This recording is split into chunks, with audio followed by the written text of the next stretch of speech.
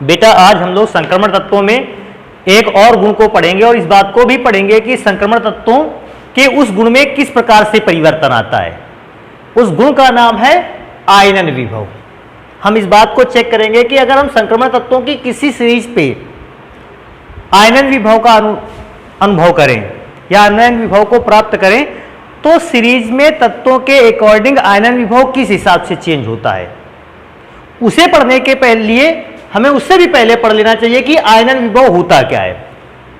तो आयनन विभव को एक चित्र के माध्यम से पढ़ते हैं। आयनन विभव है क्या बेटा, आप सभी को पता है। किसी एटम की अगर मैं बात करूं तो एटम के मध्य भाग को नाभिक कहते हैं, जहां पॉजिटिव चार्ज प्रोटॉन और न्यूट्रॉन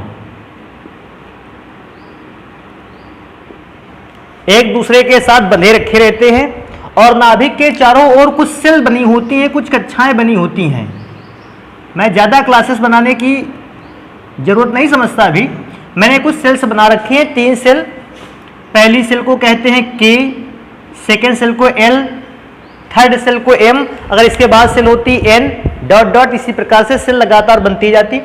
और आपको इस बात को भी अंदाजा है कि सेल्स में इलेक्ट्रॉन चक्कर लगाते हैं और ये इलेक्ट्रॉन रखते हैं निगेटिव चार्ज, माइनस चार्ज रखते हैं। और जब पॉजिटिव चार्ज निगेटिव चार्ज, नाभिक पर पॉजिटिव चार्ज, इलेक्ट्रॉन पर निगेटिव चार्ज, तो पक्का ये बात कंफर्म है कि प्रोटॉन जो है अर्थात जो न्यूक्लियस है वो बाहरी कक्षा में उपस्थित इलेक्ट्रॉनों को अपनी ओर क्या करता है, अट्रैक्ट करता है और इलेक्ट्रॉनों को कक्षा से बाहर जाने नहीं देता है। प्रोटॉन या नाभिक केवल इस पहली कक्षा के ही इलेक्ट्रॉन को अट्रैक्ट नहीं करता, ये सेकेंड क्लास में उपस्थित इलेक्ट्रॉन को भी अट्रैक्ट करता है और ये थर्ड क्लास में उपस्थित इलेक्ट्रॉन को भी अट्रैक्ट करता है, क्योंकि नाभिक पॉजिटिव चार्ज रखता है, इलेक्ट्रॉन निगेटिव चार्ज रखता है। नाभिक इलेक्ट्रॉन को अपनी ओर खींचे रहता है और खींचे रहने के कारण इलेक्ट्रॉन अपनी सेल में चक्कर लगाया करता है, इलेक्ट्रॉन बाहर नहीं जा पाता। लेकिन हमें एक बात पता है, अगर हम इस इलेक्ट्रॉन को एनर्जी दे दें तो ये इलेक्ट्रॉन एनर्जी पाकर इसकी एनर्जी बढ़ जाएगी और जब एनर्जी बढ़ जाएगी तो ये इलेक्ट्रॉन नाभिक द्वारा लगाए गए आकर्षण बल के प्रभाव से मुक्त हो जाएगा और इलेक्ट्रॉन परमाणु को छोड़कर, बाहरी सेल को छोड़कर परमाणु से कहां निकल जाएगा, बाहर। तो बेटा आपने इस बात को देखा कि हमने इलेक्ट्रॉन को बाहरी कक्षा से परमाणु के बाहर निकालने के लिए हमने इलेक्ट्रॉन को कुछ अमाउंट में एनर्जी दी थी। उस एनर्जी को पाकर ही इलेक्ट्रॉन ने परमाणु की बाहरी कक्षा को छोड़ा और परमाणु से बाहर निकल, इलेक्ट्रॉन ने परमाणु की बाहरी कक्षा को छोड़ा और इलेक्ट्रॉन परमाणु से बाहर निकल गया। तो इलेक्ट्रॉन को जितनी एनर्जी मिली होगी या इलेक्ट्रॉन को जितनी एनर्जी दी गई होगी, एनर्जी की उस अमाउंट को कहते हैं आयनन विभव। अगर हम किसी तत्व के परमाणु को कम एनर्जी दें और कम एनर्जी में ही उसका इलेक्ट्रॉन परमाणु को छोड़कर बाहर निकल जाए, हम कह देंगे इसका आयनन विभव कम है, उस तत्व के लिए आयनन विभव कम है। अगर किसी एलिमेंट को ज्यादा एनर्जी दी जाए और ज्यादा एनर्जी पाकर उसका इलेक्ट्रॉन एटम से बाहर जाए तो हम कहेंगे इस एटम का जो आयनन विभव है ये ज्यादा है। कुल मिला के आयनन विभव क्या होता है, इलेक्ट्रॉन को किसी एटम की आउटर मोस्ट सेल से बाहर निकालने में जितनी ऊर्जा खर्च हो जाए, ऊर्जा की उस मात्रा को कहा जाता है आयनन विभव। अगर एनर्जी की कम खर्च में इलेक्ट्रॉन को बाहर निकाला जा सकता है, आयनन विभव कम। अगर एनर्जी की ज्यादा खर्च अमाउंट को खर्च करके इलेक्ट्रॉन बाहर आता है तो हम कहेंगे आयनन विभव ज्यादा। आयनन विभव एक चीज पर और मैटर करता है, अगर मैं इस बात को समझ लेता हूं तो मेरे लिए फिर कोई प्रॉब्लम नहीं रहने वाली है। सोचो आप, अगर नाभिक पॉजिटिव चार्ज रख रहा है, इलेक्ट्रॉन निगेटिव चार्ज रख रहा है, अगर नाभिक और इलेक्ट्रॉन के बीच का आकर्षण बल ज्यादा है, अर्थात नाभिक इलेक्ट्रॉन को बहुत ज्यादा आकर्षण बल से अंदर खींच रहा है, तो आपको इलेक्ट्रॉन को बाहर निकालने में एनर्जी भी कैसी लगेगी, ज्यादा लगेगी। आप एक हाई अमाउंट एनर्जी दोगे इलेक्ट्रॉन को, तभी इलेक्ट्रॉन बाहर आ सकता है। लेकिन अगर किसी परमाणु का नाभिक इलेक्ट्रॉन को कम आकर्षण बल से खींच रहा है, कम आकर्षण बल लगा रहा है अंदर की ओर, तो क्योंकि अंदर की ओर कम आकर्षण बल लगा रहा है, हम एनर्जी की थोड़ी अमाउंट में ही इलेक्ट्रॉन को बाहर निकाल सकते हैं। तो मैं फिर एक बार रिपीट कर देता हूं, नाभिक अगर ज्यादा आकर्षण बल लगाता है तो आपको इलेक्ट्रॉन को नाभिक कहां खींचेगा, अंदर की ओर। और आप एनर्जी देकर कहां ले जाओगे, बाहर की ओर। तो अगर नाभिक खुद ज्यादा अट्रैक्शन फोर्स अंदर की ओर लगाए पड़ा है तो आपको इलेक्ट्रॉन को बाहर निकालने में भी उससे ज्यादा एनर्जी देनी पड़ेगी। अगर नाभिक खुद इलेक्ट्रॉन को कम खींच रहा है, बहुत क्षीण आकर्षण बल से खींच रहा है, बहुत कमजोर आकर्षण बल से खींच रहा है, तो आपको इलेक्ट्रॉन निकालने में ज्यादा परेशानी नहीं होगी, जल्दी से ही एनर्जी की अमाउंट देकर आप इलेक्ट्रॉन को बाहर निकाल सकते हो। तो मेनली डिपेंड करता है आयनन विभव किस बात पर, नाभिकीय आकर्षण बल के आधार पर। अगर नाभिकीय आकर्षण बल ज्यादा, आयनन विभव ज्यादा, नाभिक द्वारा लगाया गया आकर्षण बल कम, आयनन विभव कम। तो मैं एक चीज यहां पर लिखूंगा, एक छोटी सी लाइन जो काफी इंपॉर्टेंट रोल प्ले करेगी कि जो आयनन विभव है, आयनन विभव यह किस चीज पर डिपेंड करता है, डायरेक्टली प्रोपोर्शनल टू नाभिकीय आवेश। नाभिकीय आवेश, नाभिकीय आवेश ज्यादा, आयनन विभव ज्यादा, नाभिकीय आवेश कम, आयनन विभव कम। तो मैं इस फिगर को मिटा देता हूं। अब हम लोग बात करते हैं संक्रमण तत्वों में। तो बेटा संक्रमण तत्वों की अगर मैं बात करता हूं, मैं सबसे पहले एक चीज पर आ जाता हूं। संक्रमण तत्वों में परमाणु त्रिज्या आपने पढ़ा था। संक्रमण तत्वों में डी ब्लॉक एलिमेंट्स में परमाणु त्रिज्या को आपने कैसे पढ़ा, आपने पढ़ा कि इधर वाला परमाणु बड़ा, राइट पे छोटा और छोटा और छोटा और छोटा। इस हिसाब से एटम का साइज लगातार कैसा होता जाता था, छोटा होता जाता था। लेफ्ट टू राइट जैसे ही संक्रमण तत्वों में आप चलते थे, संक्रमण श्रेणी में जैसे ही आप लेफ्ट टू राइट चलते थे, आप देखते थे परमाणु का आकार लगातार कैसा होता चला जा रहा है, छोटा होता चला जा रहा है। और एक चीज, लेफ्ट साइड पे एस ब्लॉक एलिमेंट होते थे, उनका आकार और बड़ा था। राइट साइड पे पी ब्लॉक एलिमेंट थे, उनका आकार तो और भी छोटे थे। इस बात को हम लोगों ने पहले पढ़ रखा है। अब सर आकार वाली बात क्यों आ गई, तो मैं आकार को जस्ट एक मिनट में आपसे समझाता हूं कि आकार के बेसिस पर आप आयनन विभव कैसे निकालोगे। मैं देखता हूं मेरे पास दो एटम है, एक एटम का साइज बड़ा है, एक एटम का साइज छोटा है। इस एटम का न्यूक्लियस, इस एटम का न्यूक्लियस, बेटा यहां पॉजिटिव चार्ज भरा होगा प्रोटॉन के फॉर्म में, और यहां इलेक्ट्रॉन के फॉर्म में निगेटिव चार्ज अवेलेबल है। इसमें भी यही होगा, नाभिक पर पॉजिटिव चार्ज प्रोटॉन की वजह से, इलेक्ट्रॉनिक कक्षा पर निगेटिव चार्ज इलेक्ट्रॉन की वजह से। अब यहां मैं चेक करता हूं तो प्रोटॉन और इलेक्ट्रॉन के बीच की दूरी ज्यादा है। मैं इससे इसको कंपेयर करूं अगर, तो यहां प्रोटॉन और इलेक्ट्रॉन के बीच की दूरी कैसी है, ज्यादा है। अगर बीच की डिस्टेंस ज्यादा है, आपको यह पता है कि जब भी कभी दो चार्ज पार्टिकल के बीच की डिस्टेंस बढ़ा दी जाती है, उनके मध्य लगने वाला अट्रैक्शन फोर्स धीमा पड़ जाता है, कमजोर हो जाता है। तो क्योंकि यहां डिस्टेंस ज्यादा है, यहां अंदर की ओर लगने वाला अट्रैक्शन फोर्स कैसा है, कम। अंदर की ओर अट्रैक्शन फोर्स कम, अर्थात नाभिक द्वारा लगाया गया आकर्षण बल कैसा है, नाभिकीय आकर्षण बल कम है। मैं यहां लिख देता हूं नाभिकीय आकर्षण बल। अगर मैं चेक करता हूं क्योंकि डिस्टेंस ज्यादा है, जो नाभिक इलेक्ट्रॉन पर अट्रैक्शन फोर्स लगा रहा होगा वो अट्रैक्शन फोर्स कम होगा। अट्रैक्शन फोर्स अगर कम होगा तो इलेक्ट्रॉन को बाहर निकालने में ज्यादा एनर्जी खर्च नहीं करनी पड़ेगी। एनर्जी की स्मॉल अमाउंट ही इलेक्ट्रॉन को बाहर क्या कर देगी, निकाल देगी। क्योंकि एनर्जी की स्मॉल अमाउंट से हमने इलेक्ट्रॉन को बाहर निकाल दिया, एनर्जी की बहुत कम मात्रा लगी, अर्थात आयनन विभव का मान भी कम है। मैं ऐसा भी समझ सकता हूं, आप खुद ऐसे भी डिफाइन कर सकते हैं, इसको बता सकते हैं, क्योंकि नाभिक के और इलेक्ट्रॉन के बीच की डिस्टेंस ज्यादा है, नाभिक द्वारा लगाया गया आकर्षण बल कम है, और नाभिक द्वारा लगाया गया आकर्षण बल है तो आयनन विभव भी कैसा होगा, कम ही होगा। अब मैं छोटे एटम की बात करता हूं। बेटा छोटे एटम में इलेक्ट्रॉन और प्रोटॉन के बीच की डिस्टेंस कम, और बेटा चार्ज पार्टिकल के बीच की डिस्टेंस कम है तो अट्रैक्शन फोर्स ज्यादा। इसका मतलब इसमें नाभिक इलेक्ट्रॉन को बहुत तेजी आकर्षण बल से अपनी ओर खींच रहा है। अभी सोचो अगर ज्यादा आकर्षण बल से अंदर की ओर खींच रहा, अर्थात नाभिकीय आकर्षण बल कैसा है, ज्यादा। और अगर नाभिकीय आकर्षण बल ज्यादा होगा तो आयनन विभव की वैल्यू भी ज्यादा। अच्छा ये भी मैं एक बार कंफर्म कर दूं दोबारा से, हालांकि मैं बता चुका हूं इसको। अगर नाभिकीय आकर्षण बल ज्यादा है, अर्थात इलेक्ट्रॉन अंदर की ओर ज्यादा खींचा जा रहा है, तो फिर इलेक्ट्रॉन को बाहर निकालने में भी एनर्जी कैसी लगेगी, ज्यादा। इसका मतलब छोटा एटम आयनन विभव ज्यादा, और बड़े साइज का एटम, तो आयनन विभव की मात्रा कम। अब इस बात को दोबारा से समझ लें, छोटे एटम का आयनन विभव ज्यादा होता है और बड़े साइज के एटम का आयनन विभव कैसा होता है, कम। पहले मैं इस बात के से अपने कुछ नियम बता देता हूं, तो बेटा इस बात को ध्यान रखेंगे आप। सबसे पहले क्या बताएंगे, मैं डी ब्लॉक एलिमेंट्स की बात करूंगा। सबसे पहले डी ब्लॉक एलिमेंट्स में क्या बात करूंगा, लेफ्ट टू राइट चलने पर डी ब्लॉक के एलिमेंट्स का साइज क्या होता है, घटता है। नाभिकीय आवेश बल बढ़ता है, नाभिकीय आकर्षण बल अगर बढ़ेगा तो आयनन विभव का मान भी क्या होगा, बढ़ेगा। तो मैं देखो यहां पर क्या लिखूंगा, ऐसा लिख सकते हैं, किसी संक्रमण श्रेणी में, किसी संक्रमण श्रेणी में बाएं से दाएं चलने पर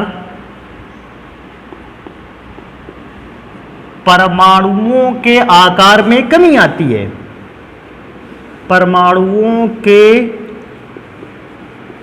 आकार में कमी आती है, अर्थात परमाणु का आकार घटने लगता है। बेटा अगर परमाणु के आकार में कमी आएगी तो नाभिकीय आकर्षण बल क्या होगा, बढ़ेगा। तो मैं ब्रैकेट के अंदर लिखा है कमी आती है, इसका मतलब है, क्या मतलब है कि नाभिकीय आकर्षण बल क्या होता है, बढ़ता है। और क्योंकि बेटा नाभिकीय आकर्षण बल बढ़ता है, अतः बाएं से दाएं चलने पर, से दाएं चलने पर आयनन विभव का मान भी, आयनन विभव का मान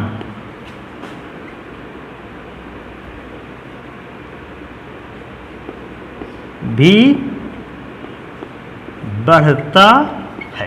तो बेटा ये तो हो गया अगर किसी ट्रांजिशन सीरीज में मैं लेफ्ट टू राइट चलता हूं, क्योंकि एटम का साइज घटता है, एटम का साइज घटने से नाभिक और इलेक्ट्रॉन नजदीक आ जाते हैं, इसलिए नाभिक इलेक्ट्रॉन पर ज्यादा आकर्षण बल लगाता है, नाभिकीय आकर्षण बल बढ़ता है। और जब भी बेटा नाभिकीय आकर्षण बल बढ़ा है, उसने आयनन विभव के मान को भी बढ़ा दिया है।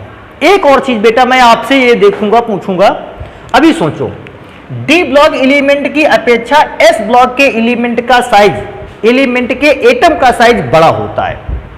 तो डी ब्लॉक एलिमेंट के तत्वों का आयनन विभव और एस ब्लॉक एलिमेंट के तत्वों के आयनन विभव को अगर मैं कंपेयर करूं तो क्या बताओगे, डी ब्लॉक तत्वों के आयनन विभव की अपेक्षा एस ब्लॉक के तत्वों का आयनन विभव कम होता है या ज्यादा? तो आप चेक करोगे डी ब्लॉक एलिमेंट्स की अपेक्षा एस ब्लॉक के एटम का साइज ज्यादा है, साइज ज्यादा, नाभिकीय आकर्षण बल कम हो जाएगा और आयनन विभव कम रहेगा।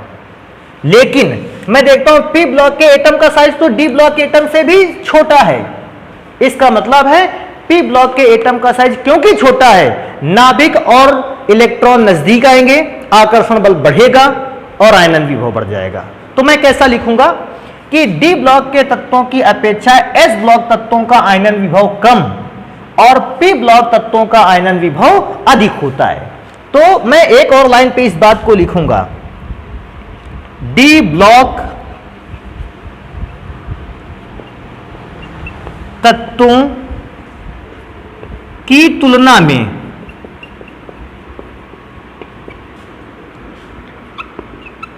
एस ब्लॉक तत्वों का आयनन विभव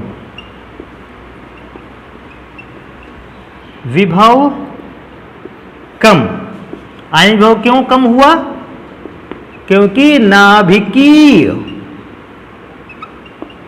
आकर्षण बल कम होता है। नाभिकीय आकर्षण बल कम क्यों होता है? एटम का साइज जितना बढ़ जाएगा नाभिकीय आकर्षण बल कम हो जाएगा। भाई एटम का साइज बढ़ने से नाभिक और इलेक्ट्रॉन के बीच की दूरी बढ़नी स्टार्ट हो जाती है, और जब दूरी बढ़नी स्टार्ट हो जाती है तो उनके मध्य लगने वाला अट्रैक्शन फोर्स कैसा हो जाता है? कमजोर। तो आयनन विभव कम होता है क्योंकि नाभिकीय आकर्षण बल कम होता है, जबकि P block element, P block तत्वों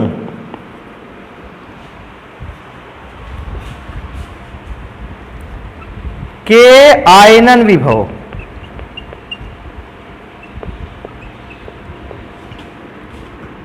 अधिक होते हैं।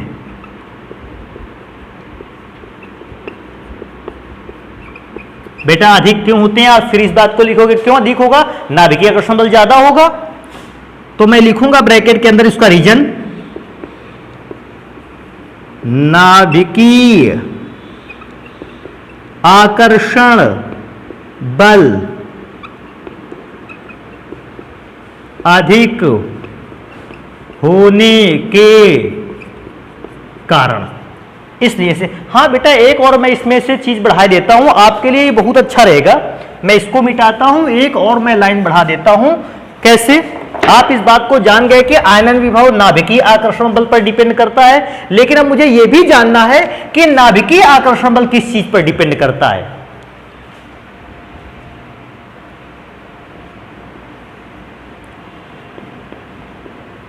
परमाणु त्रिज्या, अर्थात परमाणु की त्रिज्या कम हुई, परमाणु छोटा हुआ, नाभिकीय आकर्षण बल ज्यादा होगा। परमाणु की त्रिज्या बड़ी हुई, परमाणु का आकार बड़ा हुआ, नाभिकीय आकर्षण बल उसी समय क्या हो जाएगा? कम हो जाएगा, और नाभिकीय आकर्षण बल कम हो गया तो आयनन विभव भी कम। तो बेटा आयनन विभव का चेंज किसी भी ट्रांजिशन सीरीज में या किसी भी आवर्त में इस हिसाब से चेंज होती है। और मैं एक चीज बताना चाहूंगा कि देखो मेरे पास और दो शब्द आते हैं कुछ, मैं उन चीजों को, शब्दों को पहले पहचानना चाहूंगा। क्या शब्द आता है? प्रथम आयनन विभव, द्वितीय आयनन विभव, तृतीय आयनन विभव, चतुर्थ आयनन विभव। अब ये प्रथम द्वितीय तृतीय आयनन विभव ये क्या होते हैं? यदि किसी तत्व के उदासीन परमाणु से, उदासीन परमाणु का मतलब जब परमाणु पर ना तो पॉजिटिव चार्ज आया हो ना निगेटिव चार्ज आया हो, अगर उस परमाणु से पहले इलेक्ट्रॉन को बाहर निकालना हो तो पहले इलेक्ट्रॉन को बाहर निकालने में जितनी ऊर्जा लगे, प्रथम आयनन विभव। अब एक इलेक्ट्रॉन निकल गया, अब एक इलेक्ट्रॉन निकलने के बाद मैं दूसरा इलेक्ट्रॉन अगर उससे निकालना चाहूं तो मुझे फिर से उस एटम को एनर्जी देनी होगी। तो दूसरे इलेक्ट्रॉन को निकालने के लिए एटम को जितनी एनर्जी देनी पड़े, द्वितीय आयनन विभव। अब दो इलेक्ट्रॉन निकल गए एटम से, अब मुझे पता चला कि मुझे तीसरा इलेक्ट्रॉन भी इस एटम से निकालना है। अगर उस एटम से मुझे तीसरा इलेक्ट्रॉन निकालना है तो तीसरे इलेक्ट्रॉन को निकालने में भी तो एनर्जी देनी पड़ेगी। तो तीसरे इलेक्ट्रॉन को निकालने में जितनी एनर्जी देनी पड़ेगी, तृतीय आयनन विभव कहलाता है। और बेटा चतुर्थ आयनन विभव और पंचम आयनन विभव, इस बात को आपको पहचानने में कोई भी प्रॉब्लम नहीं होनी चाहिए। तो प्रथम आयनन विभव कब प्राप्त होगा? जब पहला इलेक्ट्रॉन निकाला जाएगा।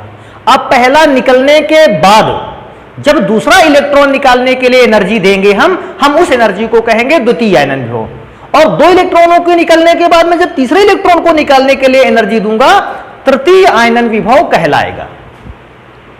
अब प्रथम आयनन विभव, द्वितीय आयनन विभव और तृतीय आयनन विभव, इन तीनों आयनन विभव में से किस आयनन विभव का मान कम या ज्यादा होता है? बाई चांस पहला इलेक्ट्रॉन निकाला, 2 जूल एनर्जी निकली या x जूल एनर्जी निकल लगी, मैंने दूसरा इलेक्ट्रॉन निकाला, y जूल एनर्जी लगी, तीसरा इलेक्ट्रॉन निकाला, z जूल एनर्जी लगी। तो मुझे यह बात चेक करना है क्या x, y, z तीनों इलेक्ट्रॉनों को निकालने में क्या बराबर एनर्जी निकली है, लगी है? पहला इलेक्ट्रॉन निकालने में जितनी एनर्जी लगी है, क्या उतनी ही एनर्जी दूसरा इलेक्ट्रॉन निकालने में लगी है? क्या उतनी ही एनर्जी तीसरा इलेक्ट्रॉन निकालने में लगी है? या तीनों इलेक्ट्रॉनों को जब मैंने अलग अलग निकाला, पहले में, दूसरे में और तीसरे में अलग अलग एनर्जी की अमाउंट दी गई? इस बात को चेक करना है। क्योंकि देखो सोचो एक बात, क्योंकि निकालना तो हमें इलेक्ट्रॉन ही है, बशर्ते ये पहला ये दूसरा इलेक्ट्रॉन निकलना है। तो लोगों के मन में एक ये बात रहती है क्योंकि मुझे इलेक्ट्रॉन ही तो निकालना है और इलेक्ट्रॉन को निकालने के लिए एनर्जी मुझे चाहिए, तो वो तो सेम होनी चाहिए। लेकिन मैं चेक करूंगा इस बात को, क्या किसी भी एलिमेंट के लिए प्रथम द्वितीय और तृतीय आयनन विभव के मान आपस में बराबर होते हैं, चेक करते हैं। और बेटा इस बात को मैं किसी एलिमेंट के थ्रू भी बता सकता हूं और इस बात को मैं किसी जनरल कैटेगरी में बता सकता हूं। आज मैं जनरल कैटेगरी से स्टार्ट करूंगा। देखो मैं एक जनरल देता हूं, हालांकि जनरल एग्जांपल देता हूं, हालांकि ये एग्जांपल जो है वो आपको केवल समझाने के लिए। आपको जो लाइन लिखनी है मैं तो वहां ये इधर लिखूंगा, लेकिन मुझे समझाना है इसलिए मैं केवल आपको एक जनरल एग्जांपल दे रहा हूं। देखो क्या देता हूं, मेरे पास एक एटम है जिसका नाम ए है और इस एटम में 10 इलेक्ट्रॉन अवेलेबल है। अब मैं इसका फिगर बनाऊंगा। अगर एटम का एटॉमिक नंबर 10 है, इसका मतलब उसके नाभिक में 10 प्रोटॉन और उसकी बाहरी कक्षा में 10 इलेक्ट्रॉन है और इस दशा में एटम को हमें ए लिखना होगा। भाई उस समय कहेगा एटम क्या है, तो मैं बताऊंगा एटम ए है। अब मैंने इससे एक इलेक्ट्रॉन को निकालने के लिए एनर्जी दी। एनर्जी देने से पहले मैं इस बात को चेक कर रहा हूं, इस बार 10 प्रोटॉन 10 इलेक्ट्रॉनों को अपनी ओर आकर्षित कर रहे हैं।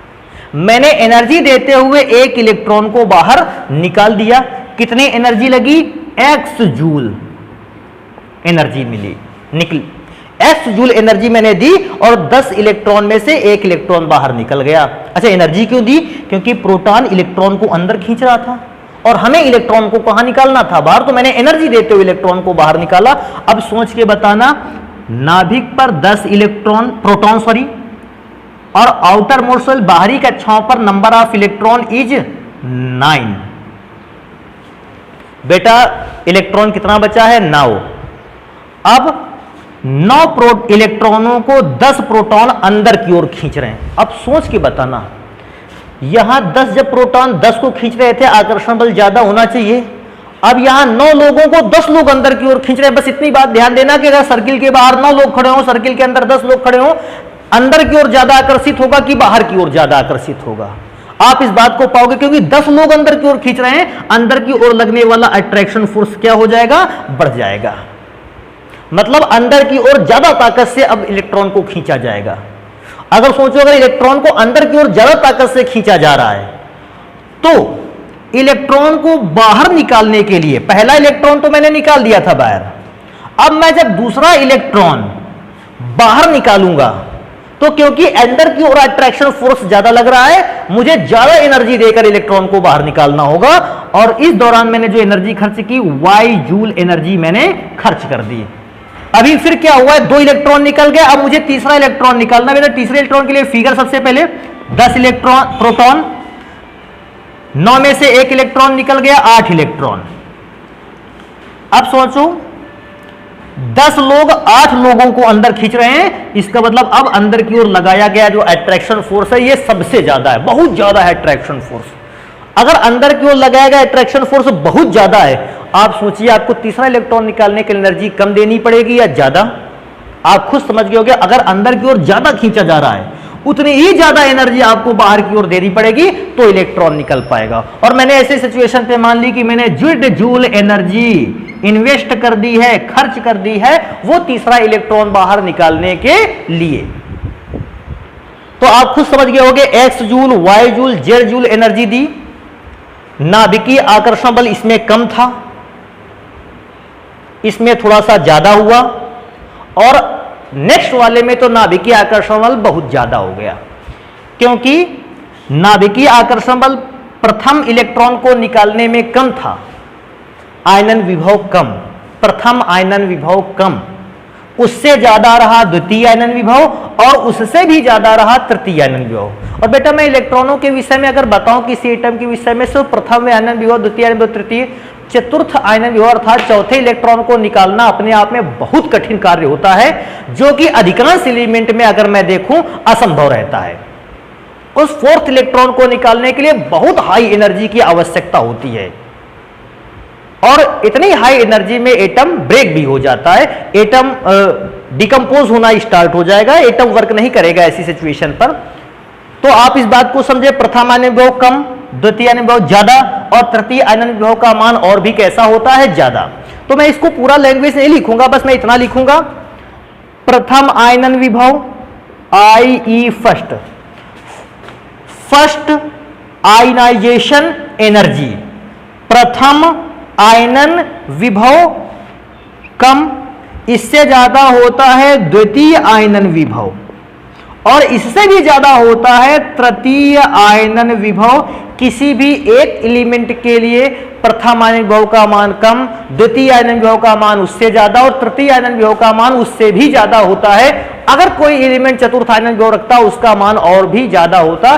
जैसे जैसे इलेक्ट्रॉन बाहर निकलते जाते हैं नाभिक का आवेश धीरे धीरे बढ़ता है और यह नाभिक का बढ़ा हुआ आवेश आयनन विभव के मान को बढ़ा देता है।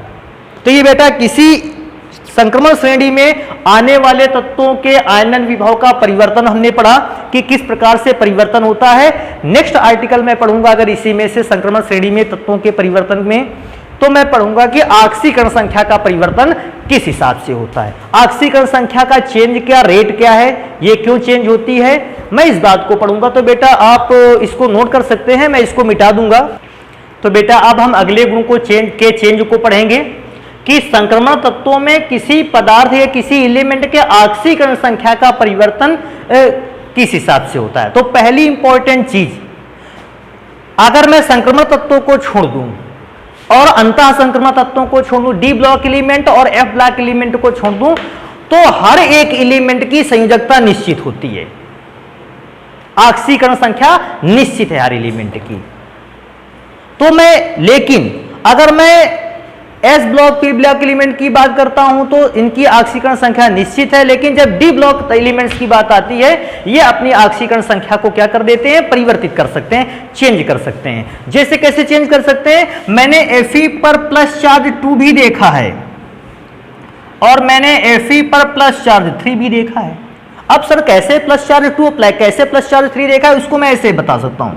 मैंने Fe का एक कंपाउंड पढ़ा है फेरस क्लोराइड FeCl2 और मैंने Fe का एक कंपाउंड पर रखा है FeCl3 फेरिक क्लोराइड जिसे कहते हैं। मैं दोनों कंपाउंड्स की बात करता हूं। एक तो Fe और Cl से मिलकर बना है, तो मैं सबसे पहले चेक करूंगा कि इन दोनों के नाम कैसे पढ़े जा सकते हैं, कैसे नाम को पढ़ा जा सकता है, इस बात को चेक करेंगे। बेटा इसको आयने में तोड़ते हैं। सबसे पहले कितने Cl है, 2 Cl माइनस चार्ज।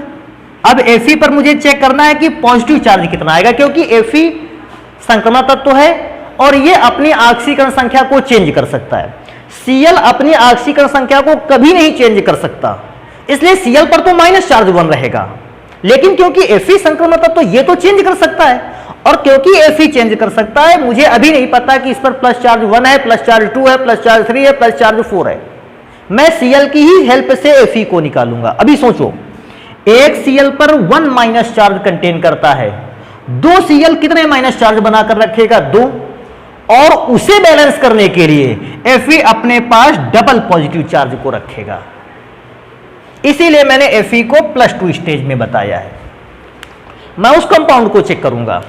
बेटा इसमें 3 Cl है, बेटा 3 Cl माइनस चार्ज, आपको सॉरी Cl पर माइनस चार्ज लगा दिया 1, क्या ये चेंज नहीं होता? तो बेटा ये P ब्लॉक एलिमेंट है। S ब्लॉक एलिमेंट और P ब्लॉक एलिमेंट्स की ऑक्सीकरण संख्या में कोई परिवर्तन नहीं होता है। ये परिवर्ती ऑक्सीकरण संख्या को प्रदर्शित नहीं करते, इनके लिए ऑक्सीकरण संख्या फिक्स है -1। अब मैं Fe को चेक करूंगा। अब Fe तो मैं 2 लगा दूं क्या, कि 3 लगा दूं, कि 5 लगा दूं? क्योंकि ये संक्रमण तत्व है, अपनी ऑक्सीकरण संख्या को चेंज कर सकता है। कैसे चेंज कर सकता है, चेक करते हैं।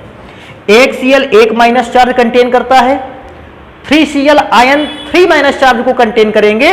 अगर 3 माइनस चार्ज कंटेन हो रहा है तो फिर Fe को बैलेंसिंग के लिए अपने पास 3 पॉजिटिव चार्ज रखने होंगे। अब 3 पॉजिटिव चार्ज रखने होंगे, इसका मतलब Fe को मैं फॉर्मूले पर देखूं, मुझे Fe के 2 फॉर्मूले नजर आते हैं। एक FeCl2 में Fe प्लस चार्ज 2 की स्टेज में है ऑक्सीकरण संख्या, और FeCl3 में Fe प्लस 3 ऑक्सीडेशन स्टेट पे है। अब सबसे पहली बात, ऑक्सीकरण संख्या क्योंकि चेंज हो रही है, मैं कह सकता हूं कि संक्रमण तत्वों में ऑक्सीकरण संख्या कैसी होती रहती है, परिवर्तित होती रहती है।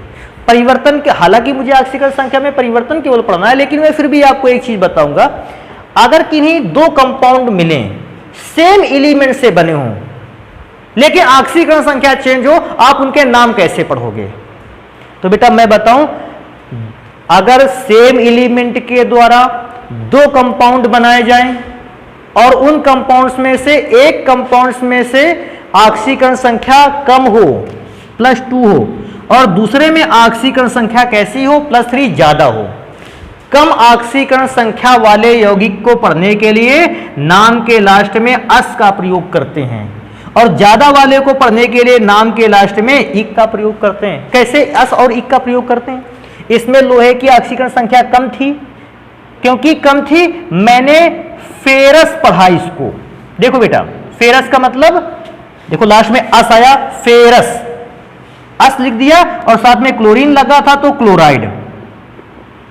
मैंने जब FeCl3 को पढ़ा तो मैंने देखा ज्यादा ऑक्सीकरण संख्या है, मैंने इसका नाम फेरस नहीं पढ़ा, मैंने इसका नाम पढ़ा फेरिक इक क्लोराइड। सेम चीज है, मैं आपको एग्जांपल बताऊंगा, ज्यादा डीपली में नहीं चलते हैं। अगर मेरे पास SnCl2 बनता है और SnCl4 बनता है, यहां Sn डबल प्लस स्टेज पे है, यहां +4 स्टेज पे है, ऑक्सीकरण संख्या कम है, स्टेनस क्लोराइड अस लगाया देखो मैंने, और इसको मैं पढ़ूंगा स्टेनिक क्लोराइड, मैंने स्टेनिक इक लगा दिया लास्ट में।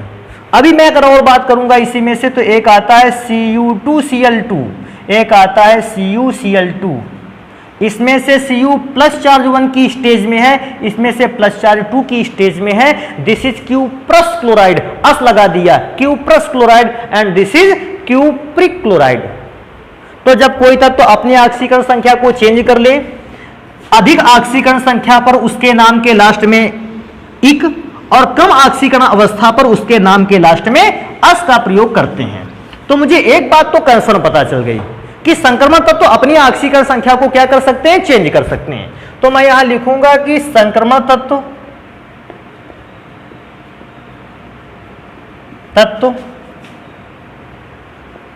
अपनी ऑक्सीकरण संख्या को परिवर्तित कर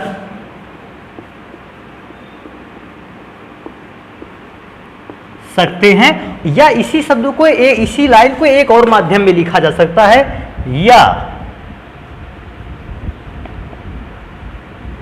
संक्रमण तत्व परिवर्ती ऑक्सीकरण संख्या, परिवर्ती का मतलब चेंज होने वाली, ऑक्सीकरण संख्या प्रदर्शित करते हैं।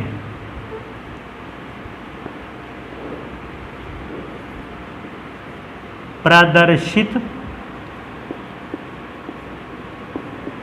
करते हैं।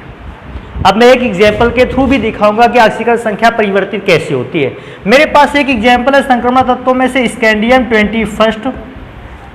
ये तो सभी जानते हो कि हर एक एटम अपने इलेक्ट्रॉनों के अरेंजमेंट ऐसा बनाना चाहता है कि वो ज्यादा से ज्यादा स्टेबल हो सके, स्टेबिलिटी लाना चाहता है, और उस स्टेबिलिटी को प्राप्त करने के लिए इलेक्ट्रॉन त्याग भी सकता है एटम, और एटम इलेक्ट्रॉन को ग्रहण भी कर सकता है। तो मैं सबसे पहले स्कैंडियम के लिए चेक करूंगा।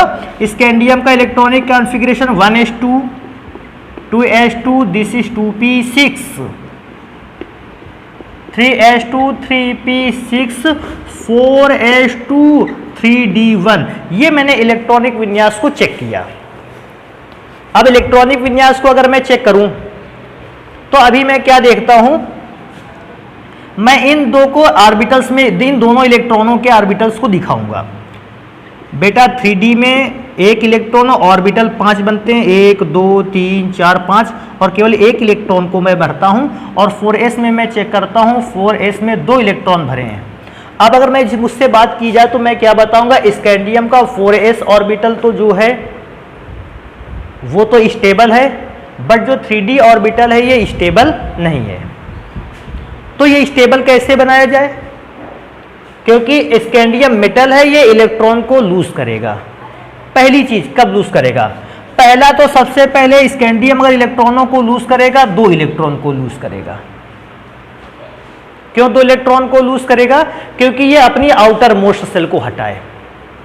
तो जैसे आउटर मोस्ट शेल को हटाएगा ये 4s 2 इलेक्ट्रॉनों को लूज करेगा, स्कैंडियम पर +2 चार्ज आ जाएगा। क्यों? इसने सबसे पहले अपने आप को स्टेबल बनाने के लिए 2 इलेक्ट्रॉनों को लूज करके अपनी बाहरी कक्षा को क्या कर दिया? समाप्त कर दिया। लेकिन क्या अब उस इलेक्ट्रॉनों को त्यागने के बाद बाहरी कक्षा हट गई? ये तो अच्छा रहा। इलेक्ट्रॉनों का अंदर की ओर आकर्षण बल बढ़ गया।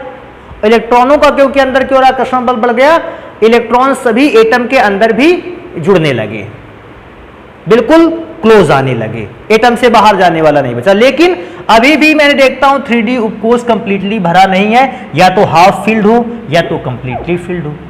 हाफ फील्ड या कंप्लीटली फील्ड बनाने के लिए ये क्या करेगा? अभी 1 इलेक्ट्रॉन को और लूज करेगा। अगर 1 इलेक्ट्रॉन को और लूज करेगा तो स्कैंडियम पर प्लस चार्ज, इस इलेक्ट्रॉन को अगर खो दिया, इसको त्याग दिया, तो स्कैंडियम पर प्लस चार्ज कितना आ गया? 3। स्कैंडियम ने अपनी ऑक्सीडेशन स्टेज को चेंज किया +2 और +3 पर। एक और मेरे पास कॉपर है, 29 होता है, और ऐसी सिचुएशन पर मैं चेक करता हूं तो कॉपर बेटा इलेक्ट्रॉनिक विन्यास अगर मैं देखता हूं तो इलेक्ट्रॉनिक विन्यास कुछ इस हिसाब से आता है 1s2 2s2 2p6 3s2 3p6 4s 1 3d10। अब एक 2 काम कर सकता है। क्या कर सकता है? पहले तो ये 1 इलेक्ट्रॉन लूज करेगा, ये इलेक्ट्रॉन लूज होकर सेल को खत्म किया इसने। जैसे ही 1 इलेक्ट्रॉन लूज किया, सेल को खत्म किया, Cu पर प्लस चार्ज 1 आ गया। लेकिन Cu एक और कार्य करता है, क्योंकि 4s और 3d की एनर्जी लगभग समान होती है। 4 पहले एनर्जी मिली, 4s चला गया, और लगभग अगर जरा से ही एनर्जी ज्यादा हो गई तो ये 3d का 1 इलेक्ट्रॉन भी लूज कर देता है। क्योंकि 3d का अगर एक और इलेक्ट्रॉन लूज कर सकता है तो Cu फिर डबल प्लस चार्ज स्टेज पर आ जाएगा। इस हिसाब से कॉपर भी 2 ऑक्सीकरण अवस्थाएं अपने पास सुरक्षित रखता है। तो इसमें से संक्रमण तत्वों में क्या रहता है कि संक्रमण तत्वों में 4s और 3d की एनर्जी, 4s और 3d की एनर्जी का डिफरेंस बहुत कम होता है। अतः एनर्जी जरा से ही दे देने पर, थोड़ा ही एनर्जी का चेंज करने पर इलेक्ट्रॉन 4s भी निकालने लगता है, 3d भी निकालने लगता है। फिर मैं दोबारा इस बात को रिपीट कर दूं, क्योंकि संक्रमण श्रेणी में 4s और 3d के एनर्जी का डिफरेंस बहुत कम होता है, लगभग दोनों की एनर्जी सेम होती है। अगर आप एनर्जी देते हो तो 4s का इलेक्ट्रॉन भी बाहर गया और उसके तुरंत बाद 3d का इलेक्ट्रॉन बाहर चला गया। तो जब 4s का इलेक्ट्रॉन गया, एक ऑक्सीकरण संख्या प्रदर्शित हुई, तुरंत 3d का इलेक्ट्रॉन गया, दूसरी ऑक्सीकरण संख्या प्रदर्शित हो गई। तो 4s के जाने पर एक ऑक्सीकरण संख्या, 3d से इलेक्ट्रॉन जाने पर दूसरी ऑक्सीकरण संख्या प्रदर्शित हो गई। तो इसलिए जो संक्रमण तत्व होते हैं ये अपनी ऑक्सीकरण संख्या को लगातार क्या करते रहते हैं? चेंज करते रहते हैं। तो ये हो गया संक्रमण तत्वों की ऑक्सीकरण संख्या का चेंजमेंट। अब आगे अगर मैं बात करूं तो मेरे पास एक और प्रकार का गुण बचता है। क्या गुण बचता है कि मैंने देखे हैं कि जब कभी किसी रासायनिक अभिक्रिया में उत्प्रेरक की आवश्यकता होती है, मैंने देखा है कि उत्प्रेरक एक संक्रमण तत्व ही होता है। मैं ये नहीं कहता कि संक्रमण तत्व के अलावा कोई भी पदार्थ उत्प्रेरक बन नहीं सकता, लेकिन मैंने जब भी कई रिएक्शंस देखी हैं, मैंने संक्रमण तत्वों को उत्प्रेरक की तरह देखा है। अर्थात मुझे क्या पढ़ लेना चाहिए? उत्प्रेरक की ये गुण कि संक्रमण तत्व जो है वो उत्प्रेरक की भांति व्यवहार करते हैं। मुझे सबसे पहले दिखाना होगा कि संक्रमण तत्व आखिर उत्प्रेरक का व्यवहार कब करता है। बेटा आपको एक रिएक्शन याद होगी हुई, वनस्पति तेल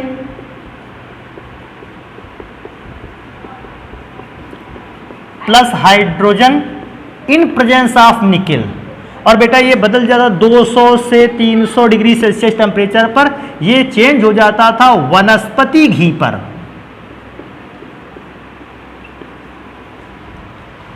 तो बेटा मैंने क्या किया, देखा वनस्पति तेल को मिलाया, हाइड्रोजन को मिलाया और उसमें निकिल नामक उत्प्रेरक की प्रेजेंस रखी, और वो निकिल नामक उत्प्रेरक जो है वो वनस्पति तेल को और हाइड्रोजन को मिलाकर, अर्थात वनस्पति तेल का हाइड्रोजनीकरण कराते हुए उसे किसमें चेंज कर देता है, वनस्पति घी में। इसका मतलब निकिल एक उत्प्रेरक है और निकिल डी ब्लॉक का एलिमेंट है, संक्रमण तत्व है।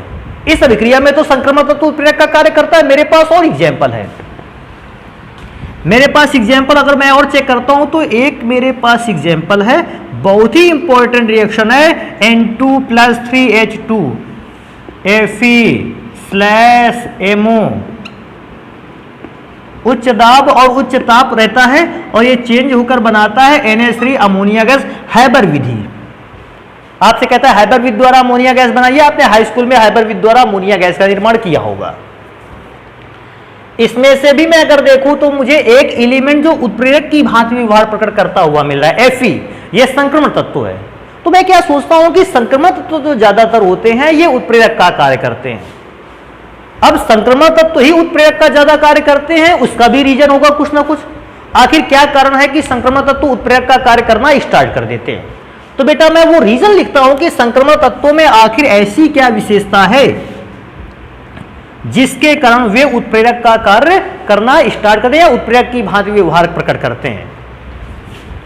तो मैं उन रीजन्स को लिखता हूं।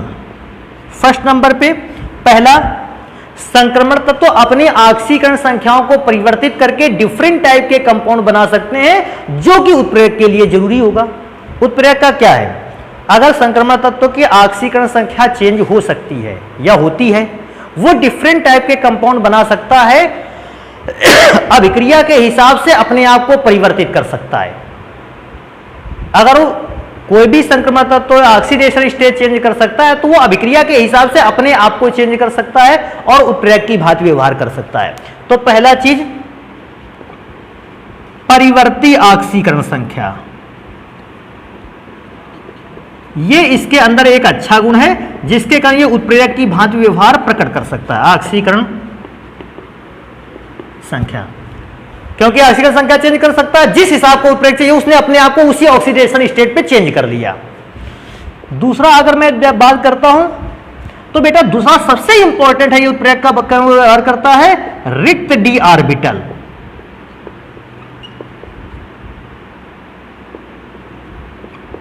आप देखते हो कि जब भी इनका इलेक्ट्रॉनिक विन्यास किया डी ऑर्बिटल कुछ ना कुछ खाली बना रहा, और क्योंकि डी ऑर्बिटल कुछ ना कुछ अमाउंट में खाली बना रहा इसलिए भी ये उत्प्रेरक का कार्य करते हैं। ये दूसरा रीजन इसका है। तीसरा रीजन अगर मैं चेक करता हूं, उपसह संयोजक, उपसह संयोजक यौगिकों का निर्माण करने की क्षमता, निर्माण करने की क्षमता। बेटा आपने देखा होगा इस बात को, हमारे यहां जितने भी ज्यादातर उत्प्रेरक यूज में आते हैं वो सारे के सारे उत्प्रेरक उपसह संयोजक यौगिकों के रूप में होते हैं, और उपसह संयोजक यौगिकों के रूप में होने के कारण ही वे उत्प्रेरक का कार्य कर सकते हैं। और क्योंकि डी ब्लॉक एलिमेंट के जो होते हैं वो उपसह संयोजक यौगिक बना सकते हैं और उपसह संयोजक यौगिक एक अच्छे उत्प्रेरक का कार्य करता है। अगर मैं एक और बात करूं कि डी ब्लॉक एलिमेंट या संक्रमण तत्व तो उत्प्रेरक की भांति अच्छा व्यवहार और क्यों कर सकते हैं, तो बेटा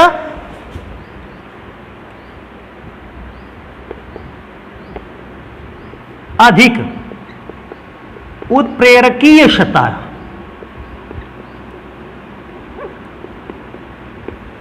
आप इस बात को भी जानते हो कि उत्प्रेरक में सबसे इंपॉर्टेंट चीज होती है कि अगर कोई भी उत्प्रेरक आपने डाला है अभिक्रिया में, उसकी सरफेस एरिया सबसे ज्यादा होना चाहिए।